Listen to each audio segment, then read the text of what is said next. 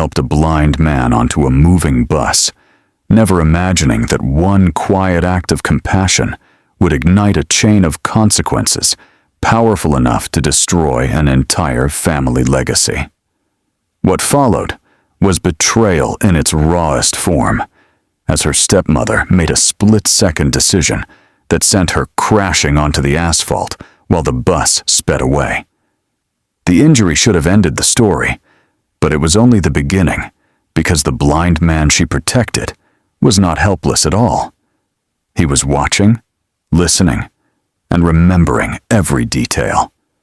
Days later, when the truth surfaced inside a private room where fortunes are decided, his identity was revealed as the family lawyer entrusted with a $500 billion inheritance will.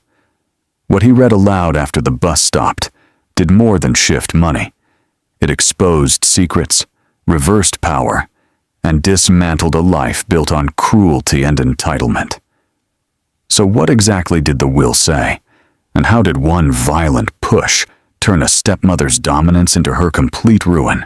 Her name was Emily Carter, and pain was the first thing she registered when consciousness returned. Sharp, spreading, and unforgiving, radiating from her shoulder into the side of her head. The world tilted above her in fractured pieces of sky, passing traffic and startled faces forming a loose circle on the sidewalk. She tried to move, but her body refused, locked in a silent protest against what had just happened. Moments earlier, Emily had been standing at the edge of the bus platform, one hand wrapped gently around the forearm of a blind man named Mr. Harold Whitman, guiding him through the chaos of the morning commute. The bus had already begun to roll forward, the driver impatient, the crowd restless, but Emily didn't let go. She heard the tremor in Harold's breath, felt the hesitation in his step, and instinct overruled caution. Behind her, Margaret Carter watched with narrowed eyes. Margaret had perfected that look over decades, pleasant enough for strangers, sharp enough for those who knew what it meant. To the outside world, she was a devoted wife and polished philanthropist, but inside the Carter household, control was her currency. Emily had learned early that kindness, especially kindness that didn't benefit Margaret, was considered a liability. The push came without warning, not a shove fueled by panic or confusion, but a calculated strike delivered with both hands squarely between Emily's shoulders. The sudden force broke her balance just as the bus lurched forward. Her fingers slipped from Harold's sleeve, and gravity did the rest. She fell hard, her body twisting as the pavement rushed up to meet her. The bus doors closed. Margaret didn't scream. She didn't reach out. She stepped back as if Emily had tripped all on her own, her expression carefully arranged into something resembling concern. To anyone watching, it might have looked like an unfortunate accident, but Harold Whitman heard the sound, the unmistakable scuff of shoes surging forward, the sharp intake of Emily's breath, and the hollow thud of impact that followed. He turned his head toward where Emily had been standing. He couldn't see Margaret's face, but he recognized the absence of urgency in her voice when she called out, "Someone help her," already retreating toward her waiting car. As sirens approached and strangers murmured, Emily drifted in and out of awareness, fragments of memory threading themselves through the pain. She remembered being 12 years old, standing at the foot of the staircase, as Margaret explained why Emily's college fund needed restructuring.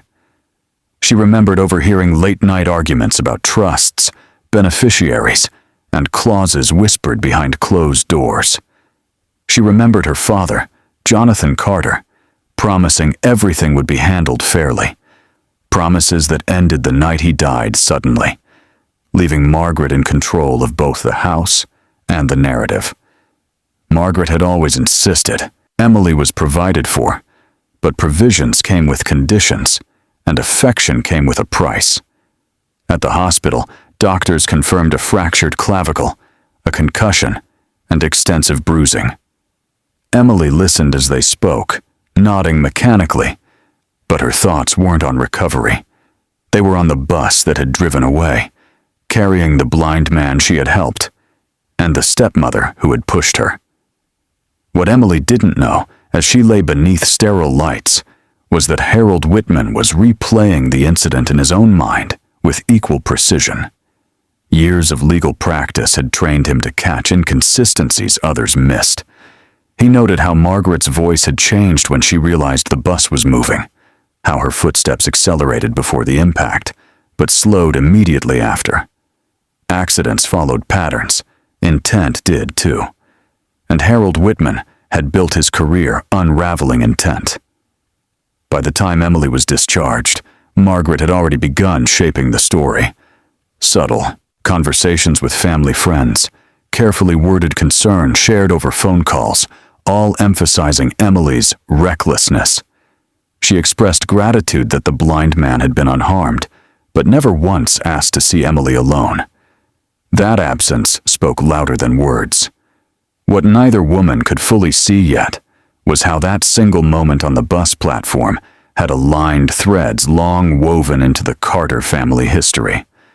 A will drafted years earlier, a lawyer bound by silence, a test of character written not on paper, but in action.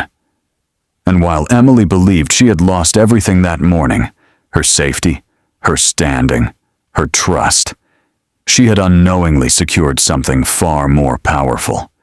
The truth had been witnessed. Emily returned to the Carter estate 3 days later, with her arm bound in a sling and her dignity stripped raw. The iron gates opened the same way they always had, smooth and silent. But the house beyond them no longer felt like home. It felt like enemy territory, dressed in polished marble and expensive silence. Margaret didn't come to the door. That omission was deliberate. Instead, Emily was met by Claire Holloway, Margaret's longtime assistant, whose eyes flicked immediately to the sling and then away, as if injury were contagious. Claire offered a thin smile and informed Emily that Margaret was in meetings, a phrase that had always meant you are not important enough right now. Emily nodded and walked in anyway. Every step through the foyer stirred memories Margaret had worked tirelessly to erase. Her father's laughter once echoed here.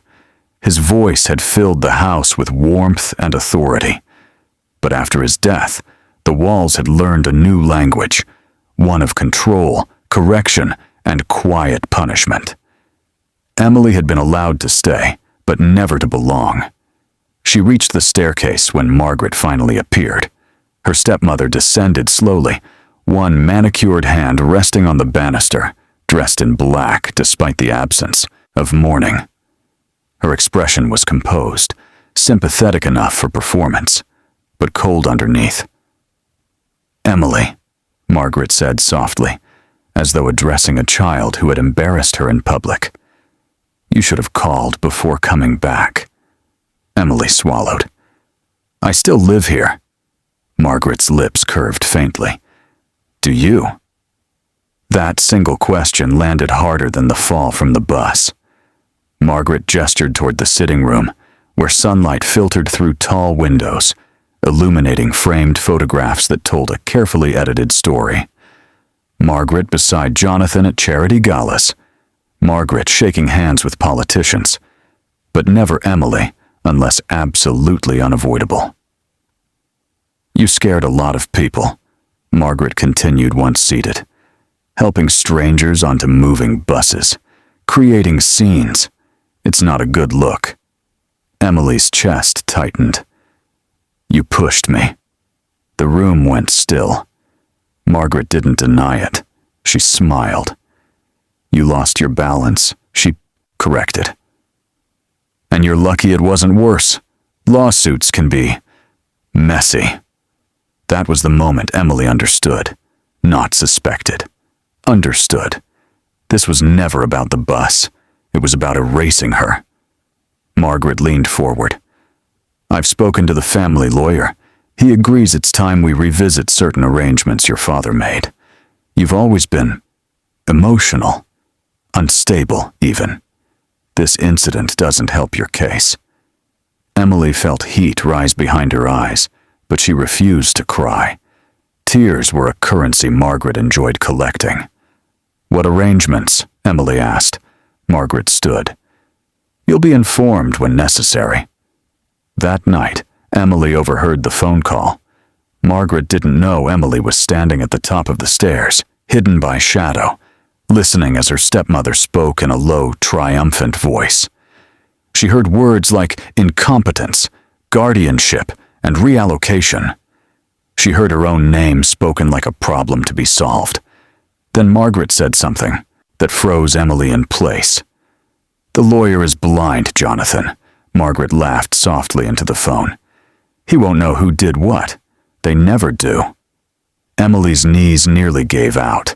The humiliation settled deep, but beneath it, something else began to form.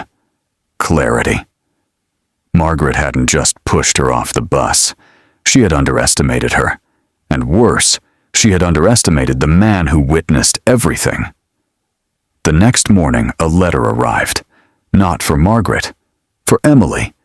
It was addressed in precise handwriting and marked confidential. Inside was a single card requesting her presence at a private law office downtown. Whitman and Associates. Her breath caught. At the office, Harold Whitman greeted her himself. His posture was straight, his expression unreadable, but his voice softened when he said her name. "I'm sorry it took me time," he said. "I needed to be certain." He explained everything carefully. How Jonathan Carter had come to him years earlier, fearful but resolute. How the inheritance, valued at nearly $500 billion, had been structured with moral contingencies. How the will contained a clause triggered not by death, but by demonstrated character. It wasn't about blood, Harold said. It was about behavior. Emily listened as the truth unfolded like a slow-burning fire. The will had named Margaret as provisional steward only.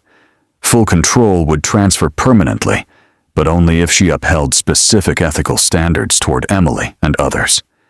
Any verified act of intentional harm would void her position entirely. "And the bus?" Emily asked quietly. Harold nodded.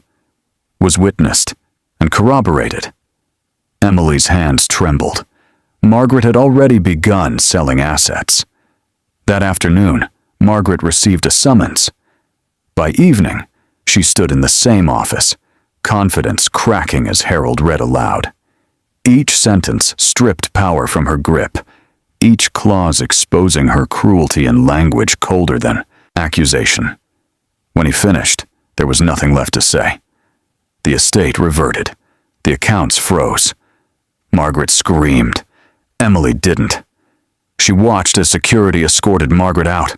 No charity friends, no assistance, no control, just consequences. And for the first time, the Carter name belonged to the right person. Margaret Carter's fall did not end at the doors of Whitman and Associates. That was only the moment the world stopped protecting her. By the next morning, the Carter estate was no longer hers to enter.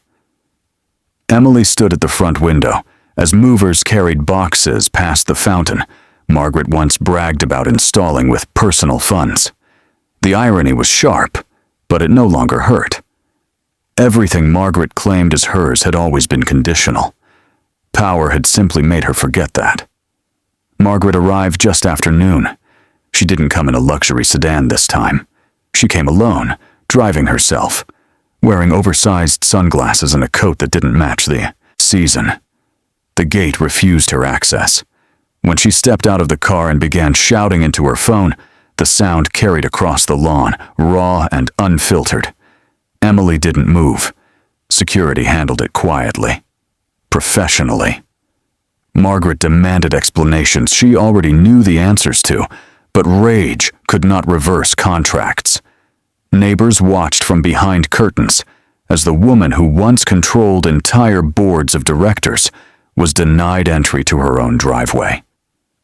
When Margaret finally noticed Emily standing inside the house, their eyes met through the glass. For a moment, Margaret looked stunned. Then came hatred.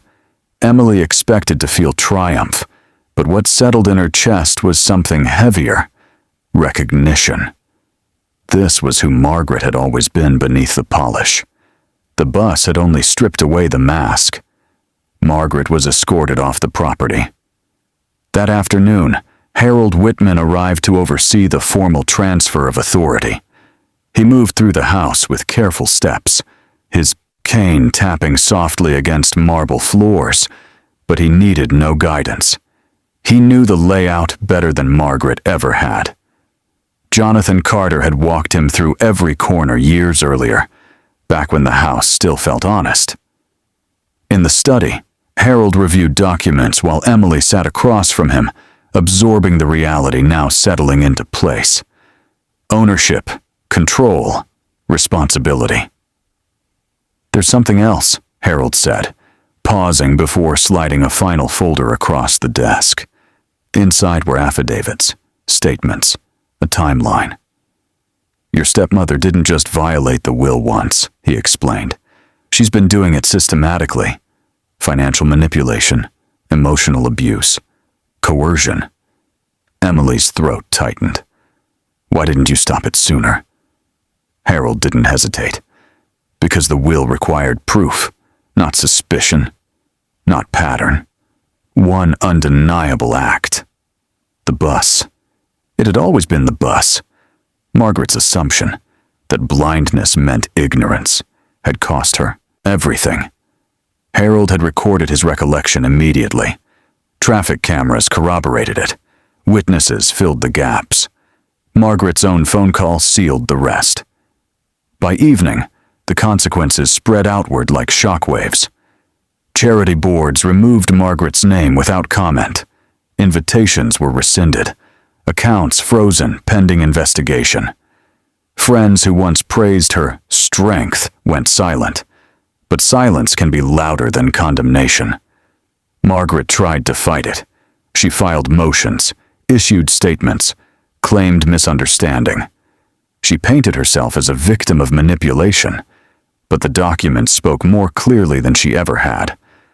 Courts respect evidence, not outrage. 3 days later, Emily attended the first formal reading of the full will. The room was smaller this time. No press, no spectators, just Emily, Harold, and 2 witnesses. As Harold read, Emily learned the depth of her father's foresight. Jonathan had anticipated resistance. He had anticipated cruelty. He had even anticipated the loneliness Emily would feel growing up under Margaret's roof. Each clause carried intention. Jonathan had left Margaret access, but never ownership. Authority, but never immunity. And for Emily, he had left not just wealth, but autonomy. The right to decide who stayed in her life and who did not. When Harold finished, Emily sat in silence. The inheritance was overwhelming, but what shook her most was not the number. It was the clarity. Her father had seen everything she hadn't yet learned how to name. Outside the room, Margaret waited. She had demanded one final meeting. Against advice, Emily agreed. Margaret looked smaller now, not physically, but structurally. Her confidence had collapsed inward, leaving desperation exposed. She didn't apologize. She justified. "You were weak," Margaret said. "I did what I had to do." Emily listened, calm and still. "You pushed me off a moving bus," Emily replied. Margaret scoffed. "You survived." Emily stood. "You didn't." Security stepped in. As Margaret was escorted away for the last time, she finally understood the truth she had ignored her entire life, that cruelty is a short-term strategy, but consequences are permanent. That night, Emily returned to the estate alone. She walked through rooms that no longer felt hostile. She removed photographs that never belonged. She opened windows Margaret had kept shut. The house breathed differently. For the first time since her father's death, Emily slept without fear of being erased. But far beyond the gates, Margaret Carter was discovering what it meant to lose not just money, but relevance. Lawsuits loomed, reputations crumbled, and the real story, was beginning to circulate. And it wasn't finished yet. The story did not end with Margaret Carter being escorted out of a quiet office or barred from the gates she once ruled. Those moments were symbolic, but symbols alone do not dismantle a lifetime of damage. What followed was slower, colder, and far more final. Weeks passed. Emily Carter learned quickly that inheriting power meant inheriting scrutiny. Journalists called. Attorneys requested meetings. Financial institutions sought confirmation. Each interaction reminded her that the world no longer saw her as the injured woman from the bus stop, but as the sole authority over a fortune powerful enough to shift markets. She handled it deliberately. Emily reinstated employees Margaret had dismissed for questioning her. She reopened charitable foundations Margaret had used for image laundering and redirected them toward transparent causes. Every signature Emily placed on paper was intentional, undoing years of manipulation without spectacle. And people noticed. Meanwhile, Margaret unraveled in private. Her legal challenges collapsed one by one. Judges dismissed motions with thinly veiled impatience. Former allies declined to testify on her behalf. The same social circles that once amplified her voice now avoided her name entirely. Margaret tried to tell her version of the story, but without power, her words carried no weight. The humiliation she had inflicted for years returned to her, refined and relentless. She downsized, then downsized again. Properties she once used as leverage were sold at losses. Creditors circled. Each day stripped away another layer of the identity she had built on dominance and fear. What haunted her most, but was not the loss of wealth. It was the memory of the bus. In quiet moments, Margaret replayed it. The shove, the sound, the way the doors closed without consequence. She had believed that moment proved her invincibility. Instead, it became the evidence of her undoing. Emily never reached out. She didn't need to. The final reckoning came 6 months later when a civil judgment was handed down. Emotional abuse, financial coercion, intentional bodily harm. The ruling was comprehensive, unemotional, and devastating. Margaret was ordered to pay damages she could no longer afford. When reporters finally asked Emily for a statement, she offered only one sentence. "My father believed character reveals itself when no one is watching." Harold Whitman stood beside her, silent as ever, but visibly satisfied. Later that evening, Emily visited the bus stop. The same platform, the same street. Commuters rushed past without recognition. Life continued, indifferent and relentless. Emily stood exactly where she had fallen, her healed shoulder faintly aching in memory. She watched a man hesitate near the curb. Without thinking, she stepped forward and offered her arm. He thanked her. As the bus pulled away safely this time, Emily smiled, not because of what she had gained, but because of what she had never lost: compassion, instinct, humanity. Those qualities had cost her pain, humiliation, and betrayal, but they had also exposed the truth that reshaped her life. Across the city, Margaret Carter sat alone in a small apartment, surrounded by unopened mail and silence she could not control. The world had moved on without her. The name she once wielded like a weapon now meant nothing. The inheritance was never the punishment. Irrelevance was, and it was permanent.